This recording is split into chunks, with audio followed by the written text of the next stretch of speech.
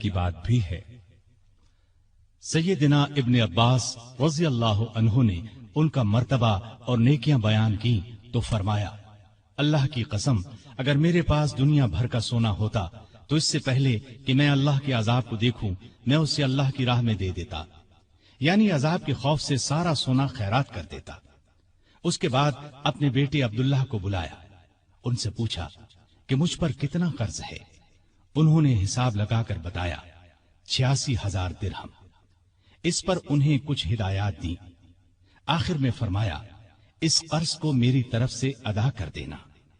इसके बाद फरमाया, उम्मुल मोमिनीन आयशा सिद्दीका रज़ी अल्लाह ताला अन्हा के पास जाओ और कहो, उमर बिन खत्ताब आपको सलाम कहता है और अपने दो साथियों यानी नबी करीम सल्लल्लाहु अलैहि वसल्लम और अबू बकर के साथ दफन होने की इजाजत चाहता है। अब्दुल्ला बिन उमर आयशा सिद्दीका की खिदमत में हाजिर हुए।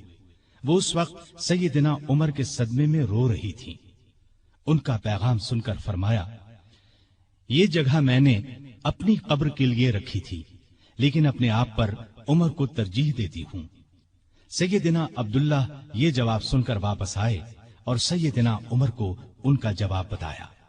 आपने अल्लाह का शुक्र अदा किया। फिर फरमाया, मैं मर जाऊं तो मेरा जनाजा उठाकर वहां ले जाना और उन्हें सलाम करके एक बार फिर अर्ज करना, उमर बिन खत्ताब इजाजत तलब करता है। अगर इजाजत दे दें तो मुझे अंदर ले जाकर दफन कर देना, और अगर इनकार कर दें तो आम मुसलमानों के कब्रिस्तान में दफन कर देना। हालत जब ज्यादा नाजुक हो गई तो फरमाया, खिलाफत का हकदार उस्मान, अली, जुबैर, अब्दुर्रहमान बिन औफ और साद बिन अबी वक्कास रज़ी अल्लाह अन्हुम से ज्यादा किसी को नहीं समझता। रसूलुल्लाह सल्लल्लाहु अलैहि वसल्लम भी वफात तक इनसे खुश थे। इनमें से जिसे खलीफा चुन लिया जाए उसकी इताअत करना। फिर अपने बाद होने वाले खलीफा को वसीयत की कि मुहाजिरीन और अंसार से अच्छा सलूक करना। जो लोग हमारी पनाह में आ गए उनकी जानों और मालों की हिफाजत करना, उनसे किए हुए हर आहद को पूरा करना। आप 27 जिलहज 23 हिजरी को जख्मी हुए। 3 दिन बाद यकम मुहर्रम 24 हिजरी को वफात पाई और शहादत के दर्जे पर फायज हुए। उस वक्त उम्र 63 साल थी। जनाजा चारपाई पर रखा गया तो चारों तरफ लोग जमा हो गए। सैयदना अली रज़ी अल्लाह अन्हु आए तो फरमाया, अल्लाह आप पर रहम फरमाए। आपने कोई ऐसा शख्स नहीं छोड़ा कि अल्लाह के सामने जाने के लिए मुझे उसके अमल आपके अमल से ज्यादा पसंद हो। अल्लाह की कसम, मुझे उम्मीद थी कि अल्लाह आपको आपके दोनों साथियों के साथ रखेगा, इसलिए कि मैं अक्सर रसूलुल्लाह सल्लल्लाहु अलैहि वसल्लम को इस तरह फरमाते हुए सुना करता था, मैं गया और अबू बकर उमर गए, मैं दाखिल हुआ और अबू बकर उमर दाखिल हुए, मैं निकला और अबू बकर उमर निकले। जनाजा हजरत सुहैब रज़ी अल्लाह अन्हु ने पढ़ाया। हजरत अली, उस्मान, साद बिन अबी वक्कास और अब्दुर्रहमान बिन औफ रज़ी अल्लाह अन्हुम ने कब्र में मैयत को उतारा और इस्लाम के इस बहुत बड़े फर्जंद को हमेशा के लिए रसूलुल्लाह सल्लल्लाहु अलैहि वसल्लम और सैयदना अबू बकर रज़ी अल्लाह अन्हु का साथ नसीब हो गया है। सैयदना उमर रज़ी अल्लाह अन्हु ने कई शादियां की। उनसे 8 या 9 लड़के, 4 या 5 लड़कियां हुई। मशहूर बीवियों के नाम ये हैं: ज़ैनब बिनते मज़ऊन रज़ी अल्लाह अन्हा, आतिका बिनते ज़ैद रज़ी अल्लाह अन्हा, उम्मे हकीम बिनते हारिस रज़ी अल्लाह अन्हा, उम्मे कुलसूम बिनते अली रज़ी अल्लाह अन्हा।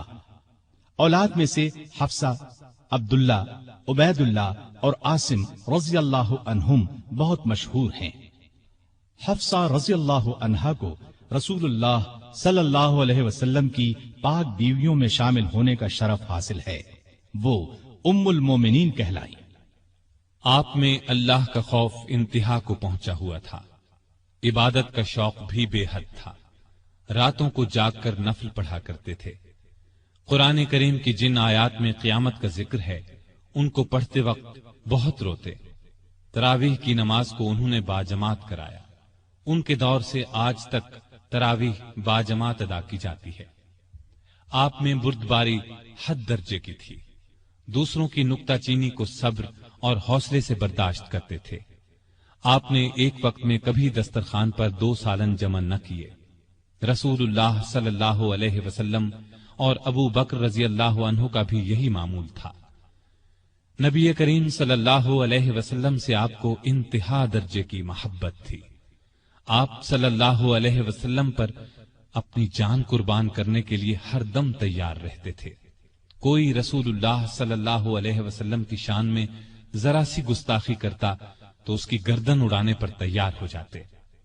ایک بار سیدنا عمر فاروق رضی اللہ عنہ نے فرمایا، اے اللہ کے رسول، مجھے آپ سے اپنی جان سے بھی زیادہ محبت ہے۔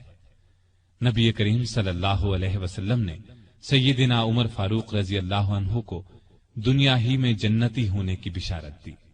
سیدنا عمر فاروق رضی اللہ عنہ کے چند اقوال یہ ہیں: بزرگ بننے کے لیے علم حاصل کرو۔ جو آدمی خود کو عالم کہے وہ جاہل ہے، جو خود کو جنتی کہے وہ جہنمی ہے۔ جس سے تمہیں نفرت ہے اس سے ڈرتے رہو۔